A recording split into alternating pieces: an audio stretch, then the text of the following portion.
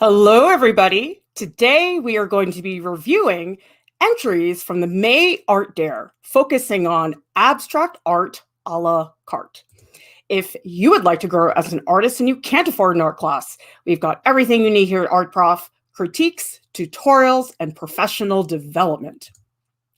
What we asked everybody to do for the May Art Dare was to create abstract art a la carte, and we had a menu for people to reference that for every abstract piece they made, you would pick one tool, one surface, and one shape. And I think you'll see that there was a lot of wonderful experimentation with formats, with materials, and that really was one of the objectives of the Art Dare, was to get people to step outside of what they think about with a traditional abstract expressionist Jackson Pollock version. And I think you'll see that we have some really cool results from this. All right, the first artist we're going to be looking at is Ranuk Singh, and this is a digital piece. And Ranuk says in his artist statement, I started with a drawing, an oval or a circle, and let it take shape. And there it was, the silhouette of a rabbit. So we have here some close-ups, and I really like seeing a lot of these detail shots because you can clearly see a lot of the overlap and the transparency that Ranuk put into the pieces.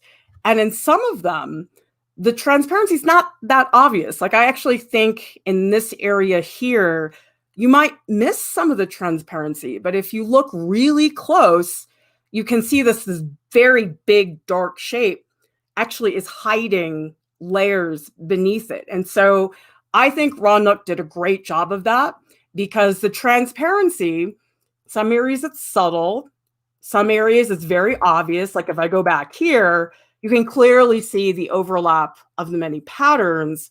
But then there are areas like this that I think take a little bit more time to absorb. I think in this time and age of TikTok, you need to grab people's attention in literally 1 second. It's nice to have work that sucks you in and makes you think a little bit more slowly about what's going on. By the way, we have Ranuk here live in the house. We're very happy to be able to feature your work. And if you are one of the featured artists today, please let us know, because we love it when all of you are here. Marika is asking, was this digital or ink? It's all digital. And Ranuk, I don't know if you do a lot of digital work typically, but I'd be very interested to see what would happen if we threw some transparent papers at you. I mean, I actually think that tracing paper is a really good place to start because it's inexpensive, but I think you might have a lot of fun with traditional collage now that we're seeing how much is going on with your digital work. I think it could be really fun. And Seven Angelic says, it looks like several rabbits from different angles. It does, and it confuses you in a good way that certain parts look like thighs, but then sometimes the angle of something changes your mind, makes you think that it's the tilt of a head. And so there's still a lot of potential for this to be read in many different ways. It doesn't have to be, oh, this part is the head. You can really change your mind. W315 says, I love layering, especially when it has a little mystery and rewards closer looking. I was watching Minari. It was a film that did it win Best Picture? I think it was nominated for Best Picture. And there were some very slow shots in that film, and I loved it. I loved having to really slow down and take it in. We don't do that often enough, I think, today. All right, we have Pallavi Sharma, who, by the way, is here live in the chat. Pallavi here, so happy to be featured. I love these streams because, yeah, we talk about contemporary art and art history, but it's so much fun to see what the community is doing and to feature your work and to talk about it in depth, especially when we watch the progress of the art dare over a long period of time. Because I think you can see Pallavi did a lot of work for this art dare. And it's just wonderful, Pallavi, because we watched you progress from one method to another. And it's really cool because these are all very different from each other, but I definitely see relationships. I definitely see you hitting onto a certain pattern or color and then bringing it on to another one. Like this is one of my favorites. And Pallavi really did a lot of work in terms of different materials. So you can see in all these entries, it's oil pastel, acrylic, watercolor, and clay. This one has 3D clay pieces in the center. And Pallavi explains in her artist statement, I was motivated by the randomness of this dare. Best part of the dare was I could draw anything spontaneously without much thought. I love that because I'm a planner. I'm not somebody who works very spontaneously. So I admire and I'm a little bit jealous of people who can do that. And Pallavi explains, I learned a lot during the process. First painting I submitted on Discord. We have a channel for art dares. Someone told me it looked like a pojagi, a traditional Korean patchwork. And Pallavi says, my creative process was just to let myself free, draw randomly without restriction, and let each mark or shape speak for itself. There's a hypnotic look to a lot of these, Pallavi. Like, for example, this one. It's the same pattern over and over again. But the thing is, you slightly change the color and the density of the pen work. So does everybody see in the bottom center, there's a lot more pen work. It's much denser. And then as you get to the top, it starts to open up a little bit. So even though this is the same pattern, this painting to me, it really breathes. It feels like there are pockets where we can let go a little bit more. There's areas that are a lot tighter. And I love seeing that variation. And so Pallavi, I think you did a great job of having patterns, having things repeat over and over again, but you're giving us just a little touch of variation every single time. And so even though this feels like a pattern, it really feels like every single shape is an individual. And I think that's just wonderful. Arash says, hello to everyone, my first live stream. Well, welcome.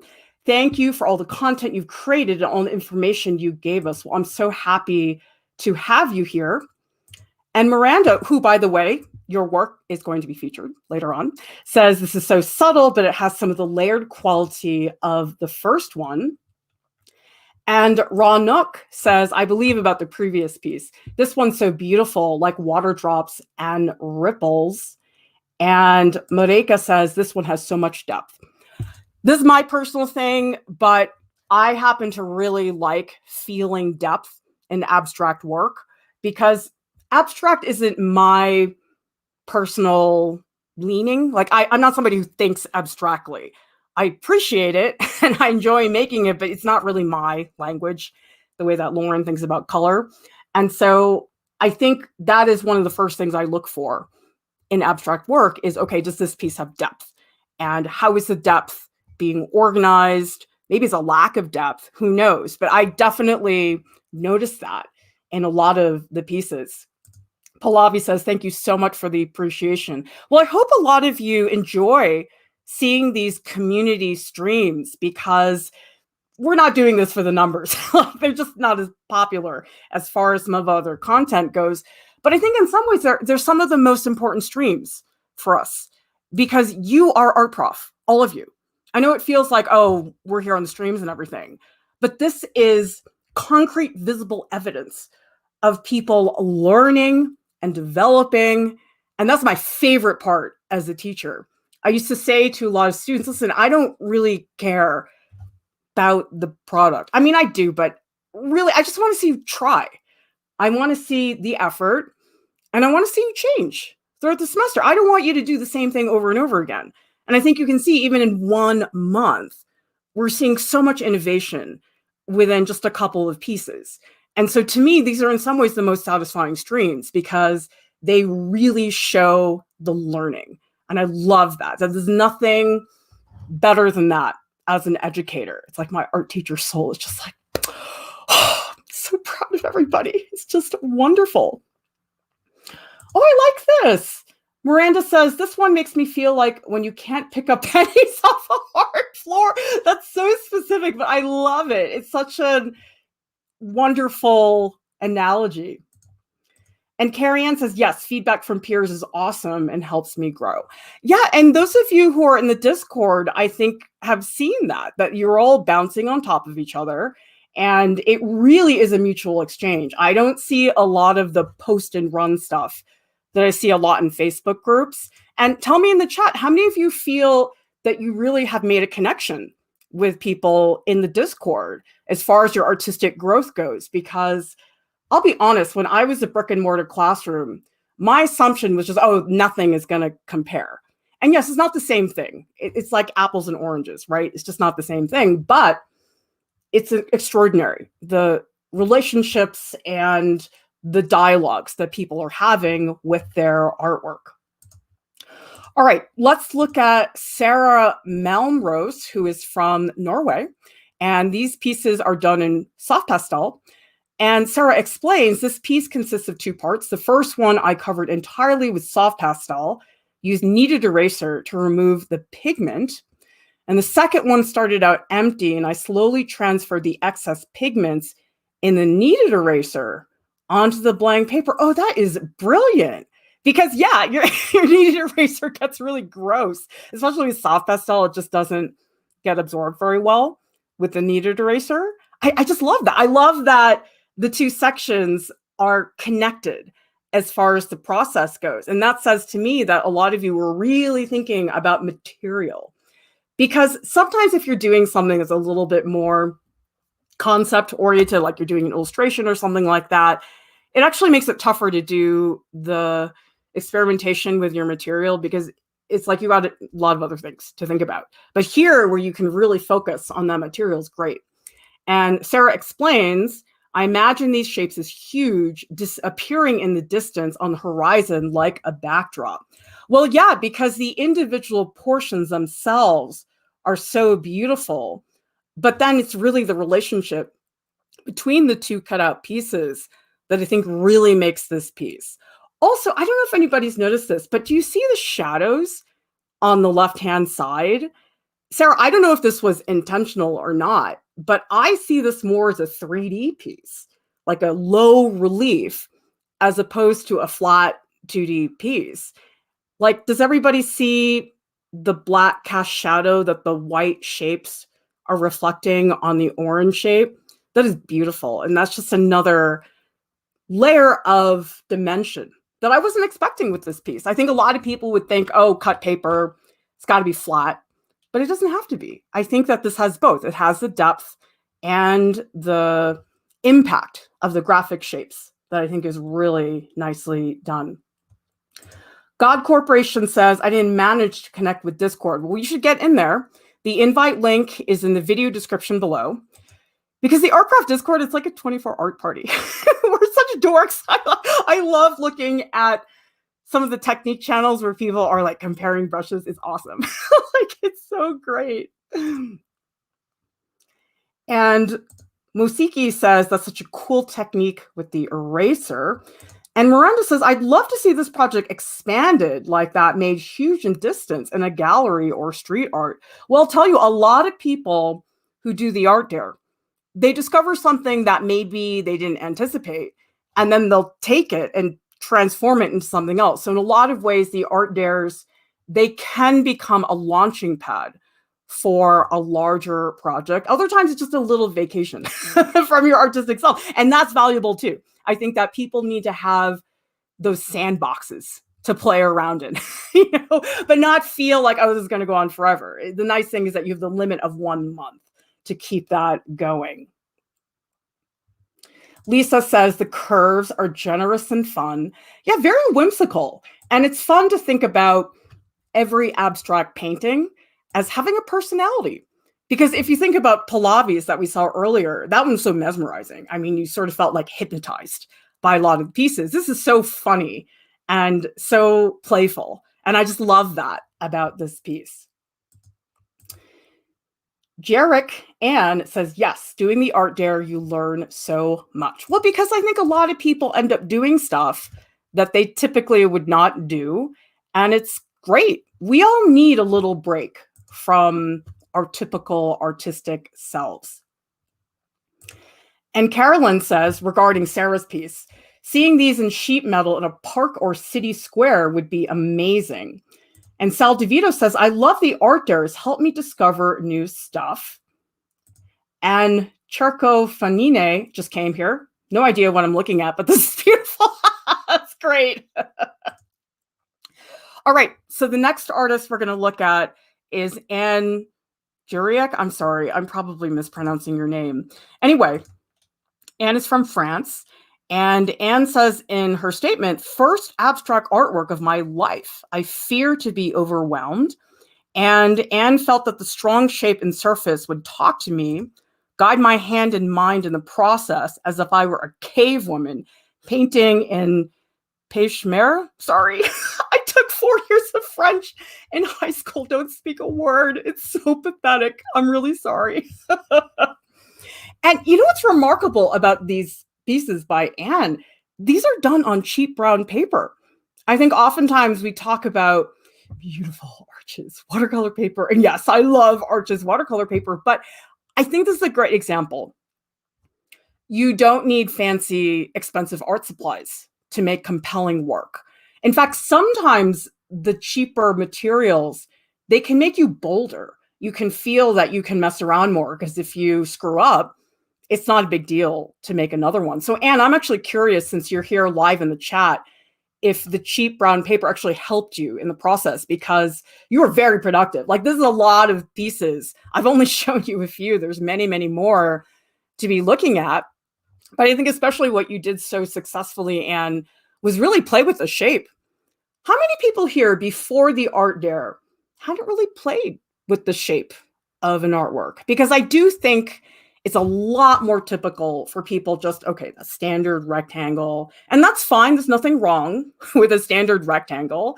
But I mean, this is such a different dynamic. The compression of the paper.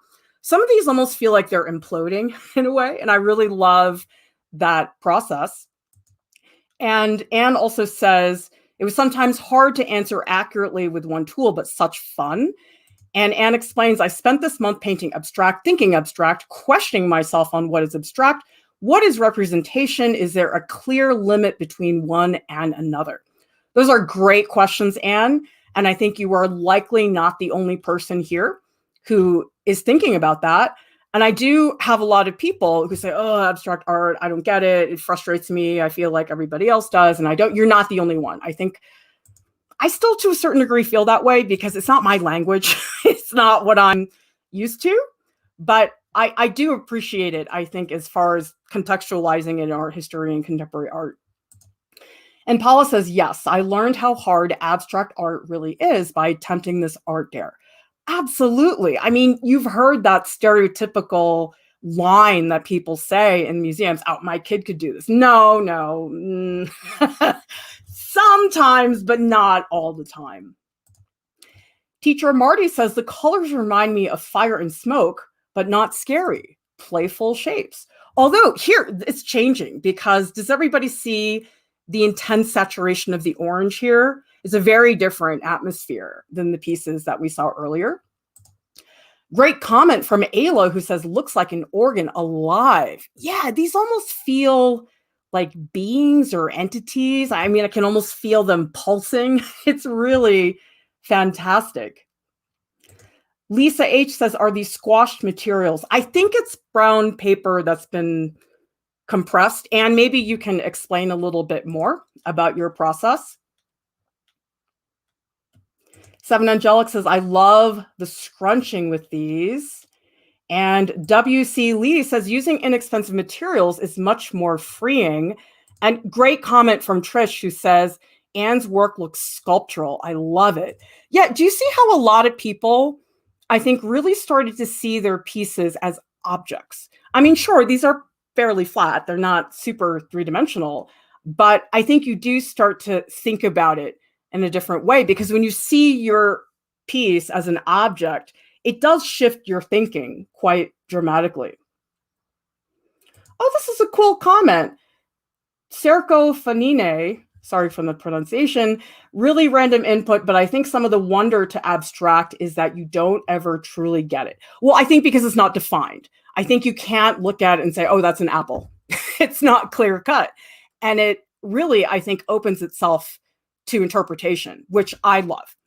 And beautiful work here with the bubble wrap. Bubble wrap's one of those materials, like everybody loves it. It's so much fun. I mean, how can you not like it?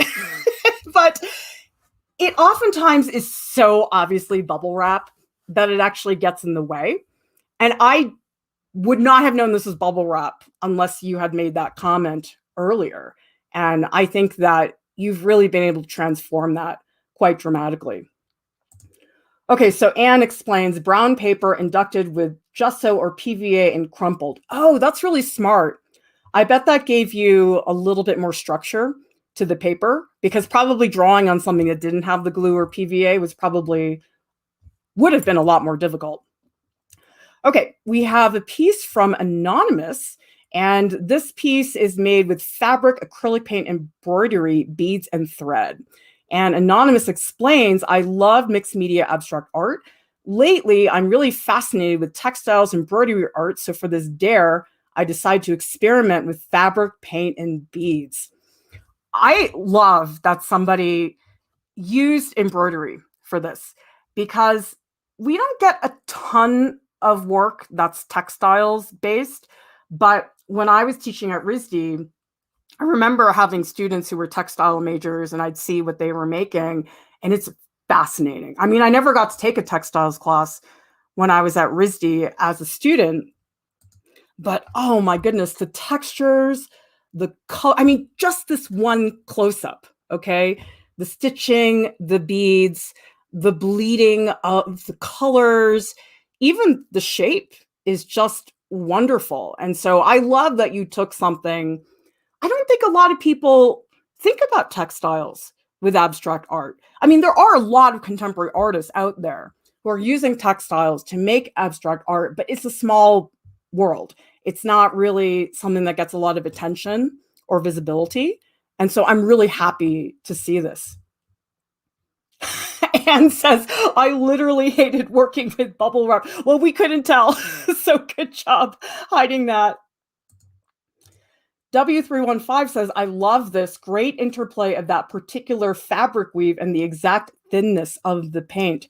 Yeah, the different heights of the materials, the way that the ink just sinks into the fabric.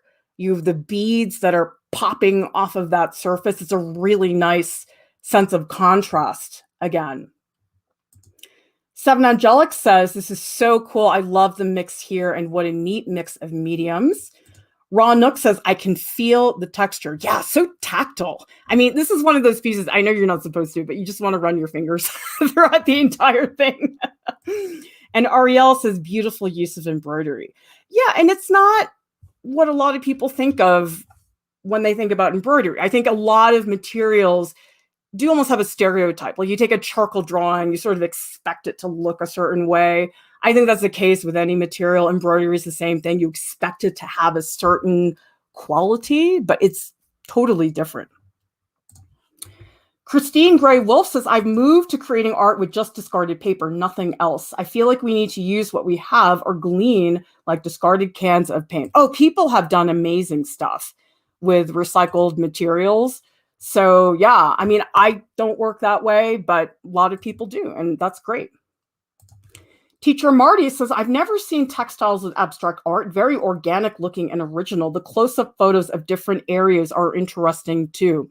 Yeah, and some of the areas, you almost can't tell where one material begins and where the other ends. Like, for example, there's this area here, this diagonal swoop of string, and almost melts into that orange background. And I love that things are woven together so cohesively, really nicely done. Karen says, I really like this, the embroidery and the vibrant earth tones. And Miranda says, also the shape of one medium informs the shape of the other. I wonder which layers were done first. Yeah, you can't tell. It's wonderful. I just love that.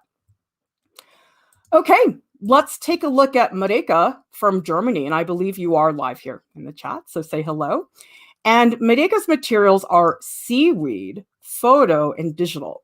So Marika explains that last month, she became interested in seaweed as an art material and tried to integrate it into the backgrounds of drawings. And so the material came to the foreground.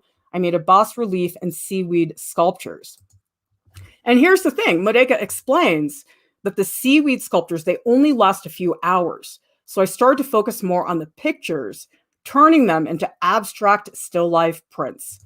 Aren't these beautiful as sculptures? I mean, I imagine, Marika, it must be very frustrating to you that they're not permanent because they're gorgeous. Oh my gosh.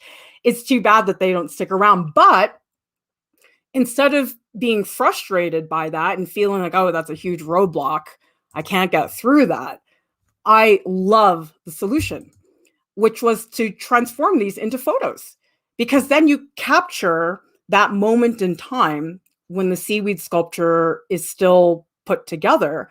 And Marika's been doing wonderful experimentations with digital media in the Discord.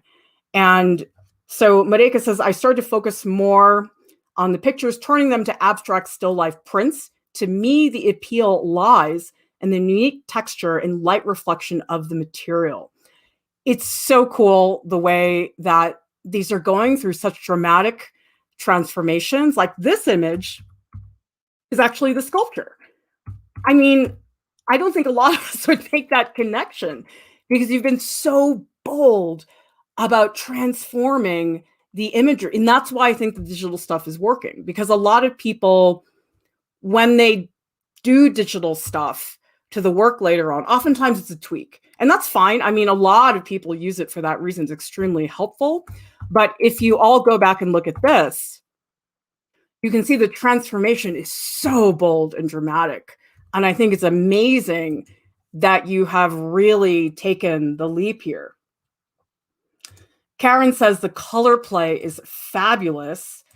Carla says, so lovely, that glow. Anne says the transparency. Oh, there's so much to see in here. Like Carrie Ann says, love the texture and colors. And Anne says, your work is magic.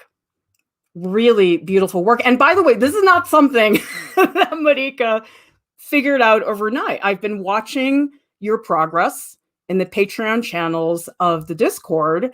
And Marika's been so smart about reaching out for feedback and making changes and going back and forth. I mean, that's, again, my favorite part of the process is watching people meander and experiment, and it's just fascinating. And so that's another part of the Discord I like, is that not only are you getting feedback on your own artwork, but you're watching other people's progress and you're learning from that. Like a lot of people said to me when I was teaching at RISD, you know, I learn just as much from the other students as I do from the teacher, sometimes more. Sometimes the students show you something so clearly that maybe the teacher couldn't articulate. And so these are really, really important to be looking at. Renata says, I'm in love with the seaweed sculptures. I love the new take on manipulating the images digitally to bring other aspects of the material. Teacher Marty says, closest thing that might be more permanent would be thin rice paper. Oh my goodness, Marika, there's a whole world of materials. I mean, you know what it makes me think of is I have this rice cooker, and when I cook the rice, it always has these little thin pieces of rice, like paper.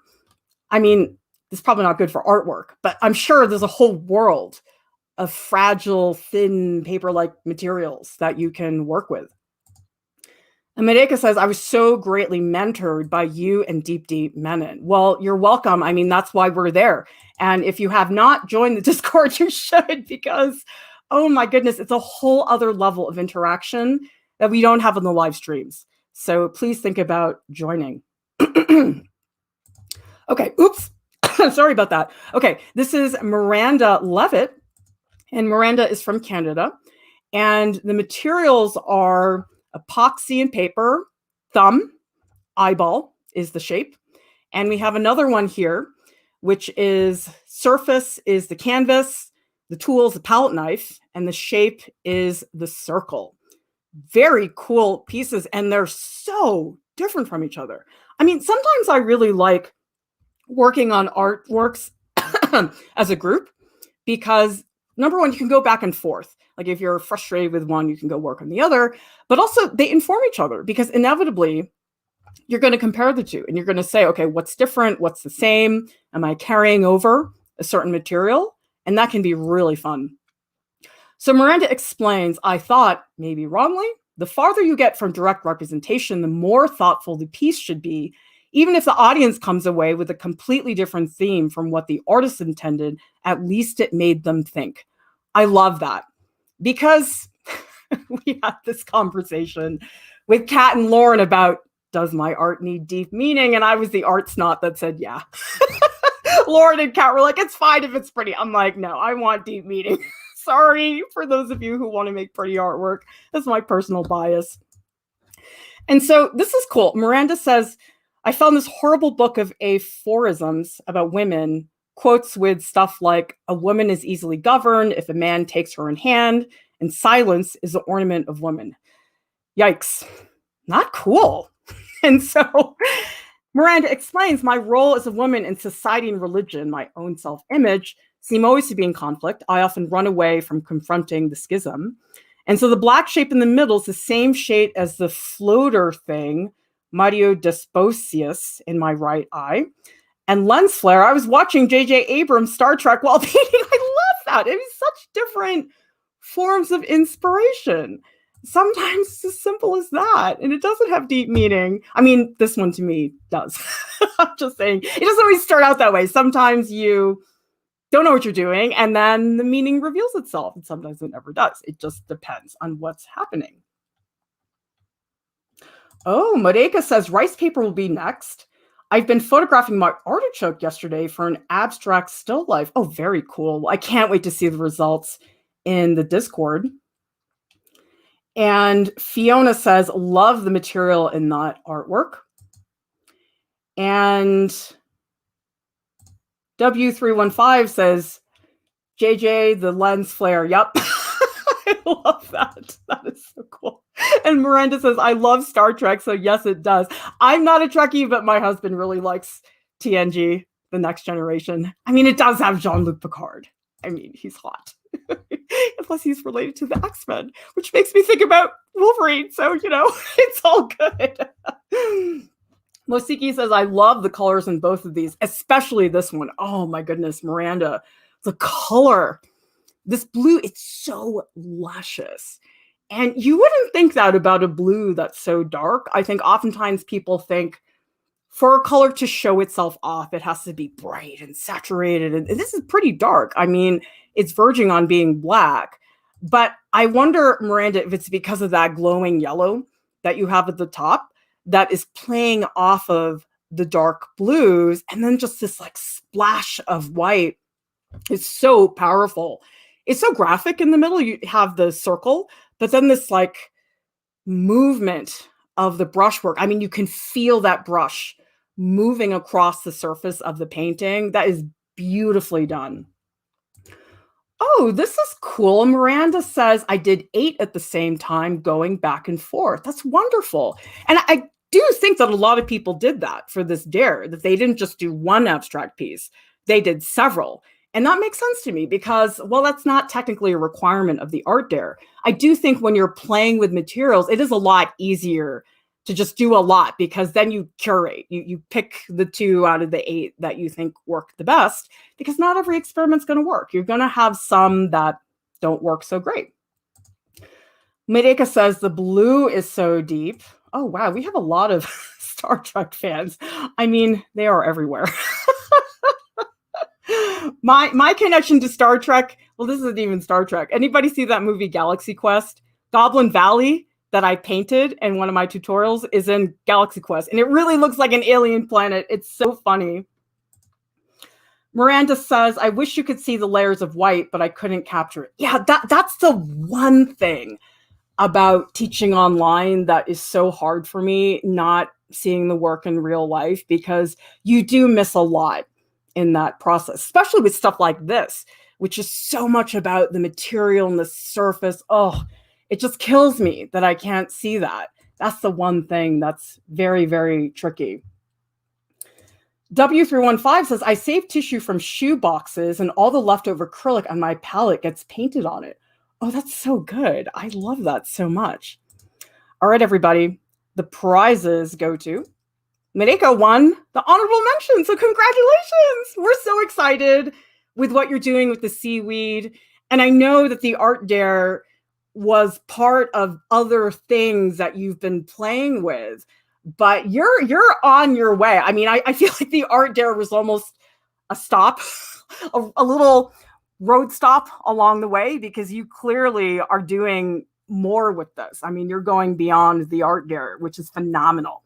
Again, not a requirement of the Art Dare, but it's exciting to see people discovering things that maybe they wouldn't have done ordinarily, which is so exciting. Prize winner goes to Anne. We are very impressed with the range of experimentation, the shapes, the engagement with the material, and wow, the sheer quantity. I mean, you were productive, Anne, and that's a big part of being an artist. I think a lot of people stress about, oh, well, the work's not very good. And my answer to that is just make more, because the more work you make, the more okay you'll be with something not working out. If you only make one painting a month, if that piece doesn't work out, it gets very frustrating. But if you make 6, it's like, oh, it's okay. I'll just make another one. And we have Marika here saying it opened a whole new world. That's incredible. That is so wonderful to see that. I'm so happy to hear. And a lot of people cheering each other on. I love that you're all like this. I love that this community, it really is a mutual exchange. And you don't see that very much online. I think online, it's all me, me, me, me, me. I get it. I feel the same way. But the thing is, this community is not like that.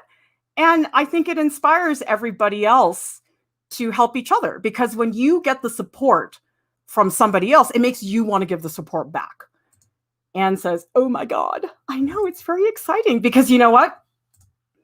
We have some cool prizes. This is just one. This is a brand new prize. We've never offered this before. And thank you so much to Sticker App for providing these stickers. And these are new honorable mention prizes. So let me show you how this works. So Sticker App, thank you so much. It's a wonderful online company. You can get stickers printed, all kinds of other things. And so we sent Sticker App these 2 bird drawings that Lauren had made, and also these 2 pen drawings by Carte. And look at this. They sent us back these awesome stickers, and they're in these cute little plastic packets. Like, I was not expecting that, actually. I was just thinking, oh, they'll just ship them. But they're so funny, and I just love the packaging. I don't know. I guess it doesn't matter that much. I don't know. It's just really cute. I love that so much.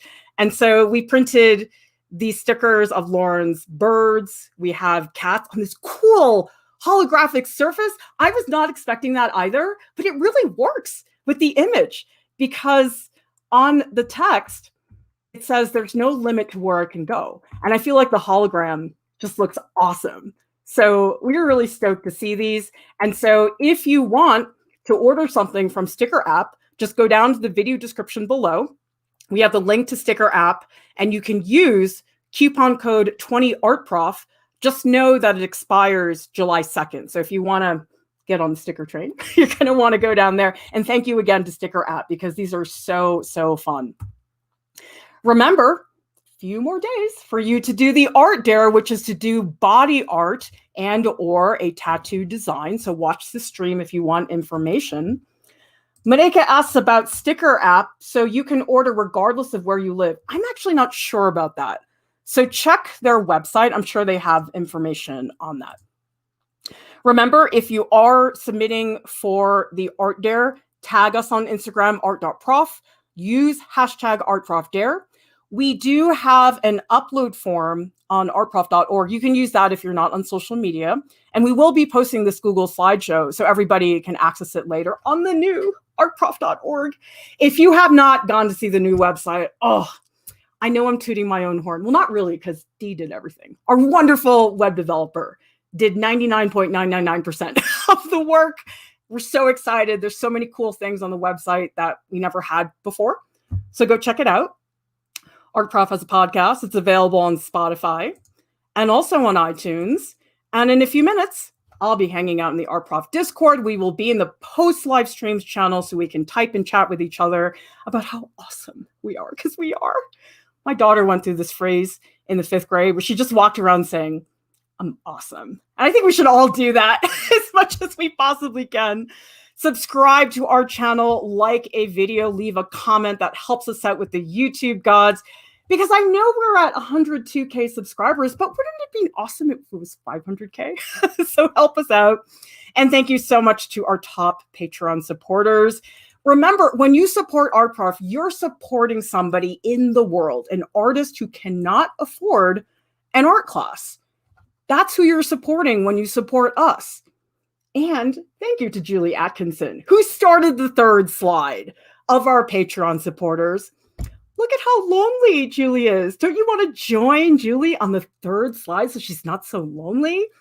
Anyway, thank you so much for watching. I'll see you next time. Bye.